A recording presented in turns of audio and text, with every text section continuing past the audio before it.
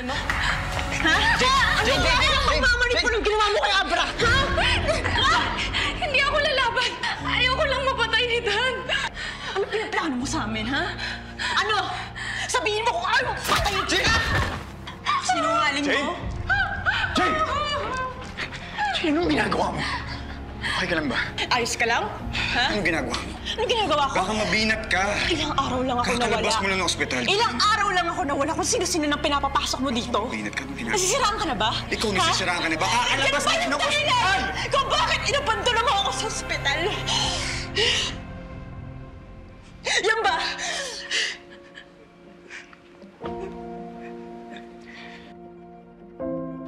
Alam kong napakalaking kasalanan ko sa'yo, Jane. At sana mapatawad mo ako balang araw. Pero hindi yun yung rason. Wala akong magawa. Kinailangan ko siyang iligtas dahil papatayin siya ni Judge Balmores. Biktima rin siya. Biktima siya gaya natin. Biktima siya gaya natin. Anong gusto mo gawin ko? Please lang! Please lang! O gusto ko magtanga-tanga. Huwag niyo kaming idamay dito! Yung kalagayan mo yung nasa isip ko ngayon, hindi ko alam bakit ka ganito kagalit. Hindi ko din alam bakit ka nagpapapasok na ibang tao dito. Kasi papatayin na siya! Dito. Sagot! Sana hindi pa huli ang lahat.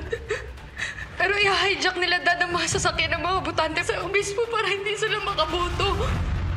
Kailangan natin mailigtas si Nakaprudel. Saan daw?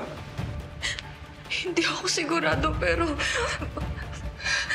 Baka doon sa hindi matao sa may unahan. Anong pinaglolo ko tayo rin? Paano kung ambush yung maaabutan natin doon? Wala kang tiwala. Sa ngayon, I'm your best chance para pigilan ng plano ni Dad. Maling option yan. Maling option? Sa tingin mo, ngayon, sa ating dalawa, sinong mas may pakinabang? Gagapala ka na naman! Oo! Ang importante, mailigtas natin si Nakaprudel. Kaya sayang lang yung oras sa ginagawa natin dito. Tama na!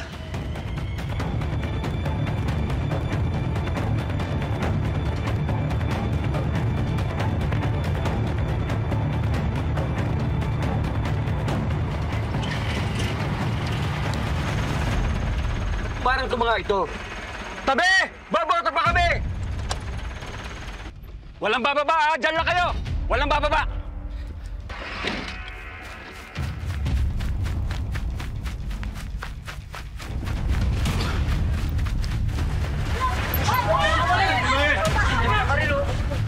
Hoy! Anong ibig sabihin nito? Huwag niyo sila sasaktan! Walang bababa! Diyan lang kayo! Walang bababa!